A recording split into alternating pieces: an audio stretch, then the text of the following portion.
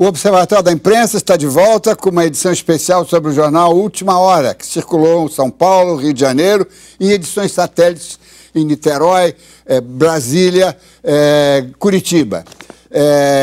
Um jornal muito engajado nas principais campanhas em defesa das riquezas nacionais.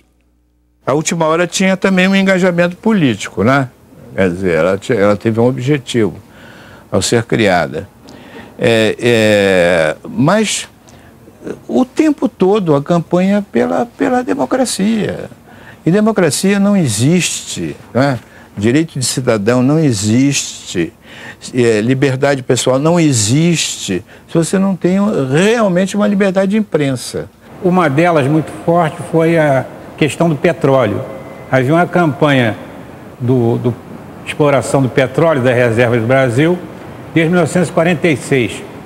Então, em 3 de outubro de 1953, a Última Hora, quer dizer, 2 anos depois de ter sido fundada, ela publicou uma manchete onde o presidente Getúlio Vargas estava com as mãos manchadas de petróleo, né, as mãos enegrecidas, e a manchete fazia alusão que o petróleo era nosso. Ele ter cruzado com Getúlio, ter feito a Última Hora, ter se envolvido nas causas nacionalistas, no Petróleo é Nosso, nos anos 30, diretrizes e etc. e tal, foi um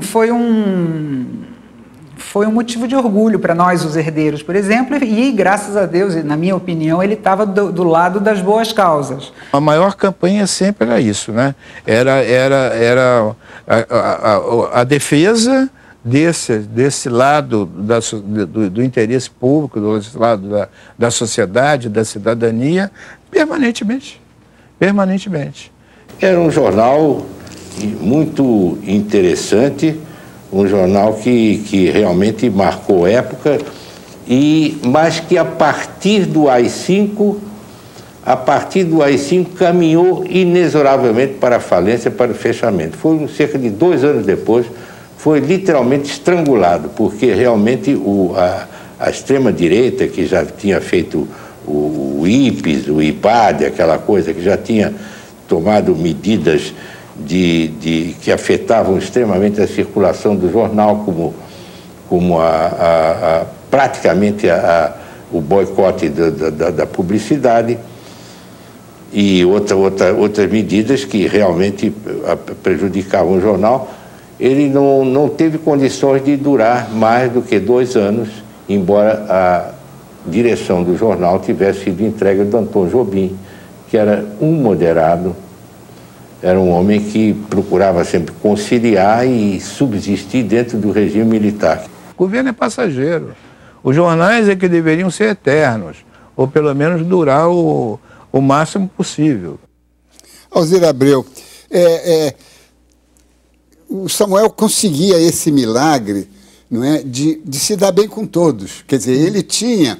Ele era próximo, digamos, da esquerda, do Partido Comunista, mas ele tinha como amigos figuras importantes do mundo financeiro. Gostaria que você rapidamente contasse um pouco essas conexões do outro lado que ele tinha, né? A gente pode lembrar que ele, quando criou a Última Hora de São Paulo, quem financiou?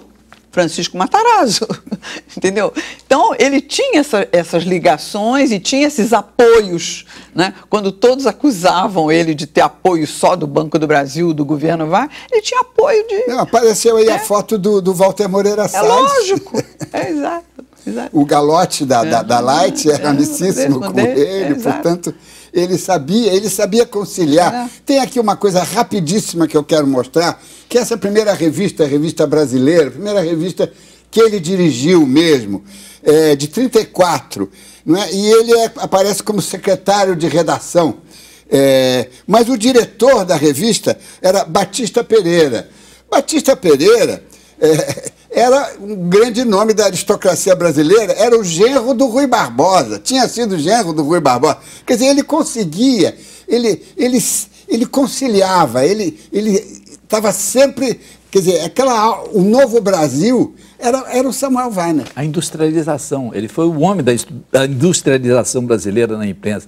Por isso que Walter Moreira Salles gostava dele, Matarazzo gostava dele, porque ele é um homem que retratava esse novo espírito brasileiro. E agora, como é que se faz? Como é que se faz esse espírito? Essa pergunta é para o Milton Coelho da Graça. Como é que se faz esse espírito voltar um pouco para a imprensa brasileira? Sem nostalgias, vai ser nostalgia. Não pode ter nostalgia. Eu acho que tem de se entender, quer dizer, a imprensa brasileira, neste momento, por causa da ditadura, acho que exerceu um efeito muito terrível e um pouco permanente na nossa imprensa, que é essa submissão ao poder, né? O vício da submissão ao poder, ele continuou um pouco. E nós não ousamos como Samuel ousou. O que era importante ali era ousadia, que eu acho que a imprensa perdeu.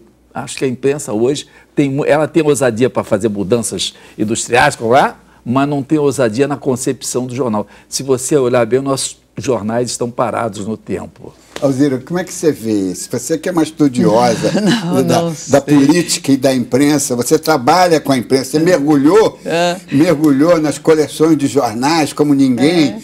Rapidamente, uma avaliação sua dessa imprensa que você acompanhou. Eu vejo como esse é o período, como diz o Milton, é um período, ele acompanha a mudança do Brasil, né? Os anos 50, ele vai introduzir mudanças, ele está acompanhando essas mudanças e vem até, quer dizer, o Samuel leva o jornal praticamente até os anos 70, né? Depois ele vende o jornal em 70, que vai ser finalmente fechado.